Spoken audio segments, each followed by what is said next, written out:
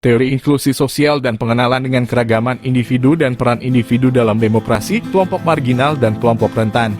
Hak istimewa atau privilege adalah keadaan menguntungkan yang kita miliki, yang didefinisikan sebagai keuntungan yang hanya dimiliki oleh satu orang atau sekelompok orang. Biasanya karena posisinya atau karena mereka kaya keuntungan atau otoritas khusus yang dimiliki oleh orang atau kelompok tertentu. Tantangan yang dihadapi dikarenakan adanya hak istimewa, privilege, yang dimiliki oleh satu kelompok tertentu, umumnya kelompok mayoritas, sehingga terjadi pembatasan yang sering merugikan kelompok agama atau etnis minoritas tertentu.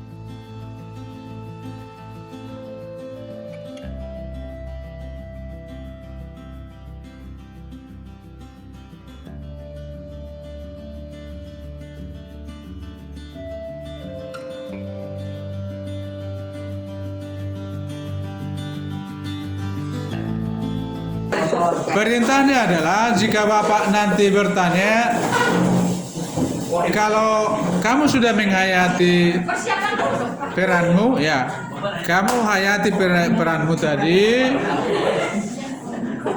sesuai dengan yang dilakonkan pada 6 karakter tadi, keberadaan tadi, gitu ya. Nah sekarang Bapak kalau misalnya Bapak tanya nanti, kalau sesuai dengan kehidupan nyatamu sebagai yang diperankanmu, silakan maju 2 langkah, gitu ya. Maju 2 langkah. Siapa yang sesuai dengan apa yang Bapak tanya tadi, kamu resapi kamu sebagai seorang janda atau apa nanti. Kalau sesuai, maju 2 langkah. Kalau tidak sesuai atau ragu-ragu, silakan diam saja. Mengerti? Kalau misalnya bertentangan dengan apa yang Bapak minta, kamu mundur 2 langkah, mundur ke belakang. Kalau tidak sesuai, ya. Jadi kalau misalnya benar sesuai dengan karakter kamu, maju 2 langkah. Kalau kamu ragu-ragu, diam saja. Tapi kamu tidak sesuai dengan apa yang kamu alami sekarang, silakan mundur 2 langkah. Oke?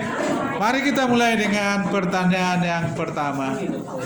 Apakah kamu dapat mengakses internet setiap hari dan setiap saat? Oke.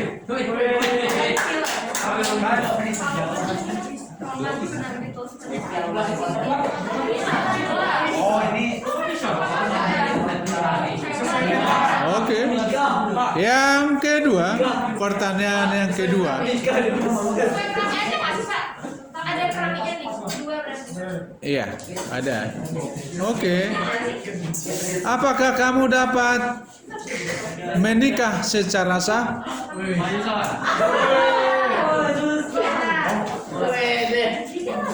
Yang ketiga, apakah kamu dapat beribadah tanpa gangguan?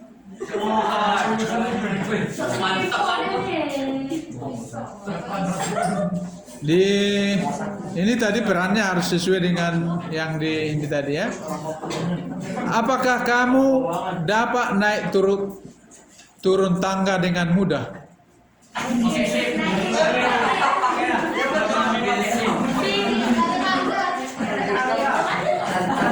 Oke.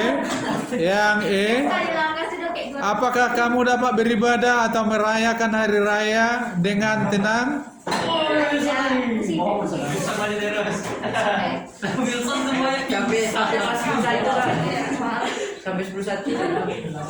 Yang kelima, apakah kamu dapat menemukan rumah ibadah, fasilitas ibadah, ibadah agama atau kepercayaanmu dengan mudah?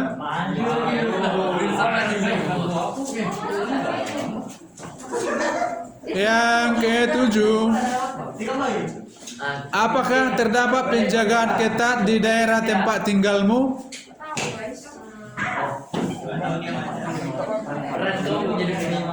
Yang berikutnya, apakah kamu dapat menjadi pemimpin di sekolah, institusi, atau komunitasmu?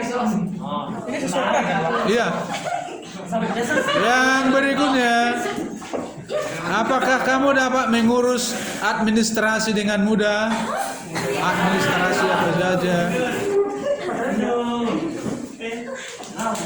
Yang terakhir, apakah kamu dapat berjalan kaki di malam hari sendirian dengan tenang?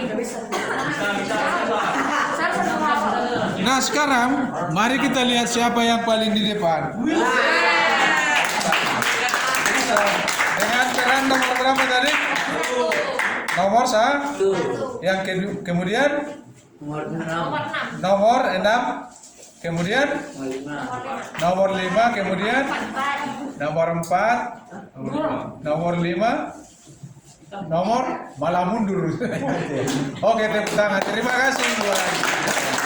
Silakan dulu. Ya. Hasil permainan privilege 1. Laki-laki, beragama Islam, bekerja di kantor kementerian, 30 tahun, sudah berkeluarga. 1 langkah mundur dan 5 langkah maju. 2. Perempuan, 30 tahun, korban bencana. Maju 3 langkah, mundur 2, dan 1 ragu. 3. Perempuan, 27 tahun, manut kepercayaan Sunda Wiwitan. 2 langkah maju, 1 langkah mundur 3 kali ya tetap di tempat. 4. Perempuan, Kristen, peserta didik sekolah menengah, 17 tahun, orang Papua. 3 langkah maju, 3 kali ragu. 5. Laki-laki, tuli, 35 tahun, duda anak 2. 2 langkah maju, 2 langkah mundur, dan 2 ragu atau diam di tempat. 6. Perempuan, kepala kantor kecamatan, 30 tahun, lajang. Maju 4 langkah, 2 kali ragu atau diam di tempat.